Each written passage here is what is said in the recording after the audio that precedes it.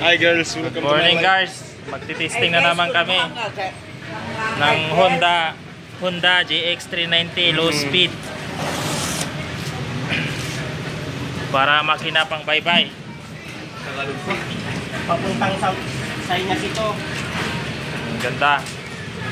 200 miles. Tsaka pag original, may warranty card. Ooh. Dalawa pa oh. Pag walang warranty card, ibig sabihin doon, hindi original. Teke.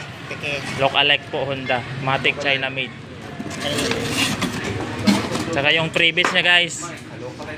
Muffler gasket. At tsaka yung mga tools. Gasket ang gasket. Bisaya ka man doon. Tingnan nyo guys. Ang ganda. Unboxing the new Mega Marine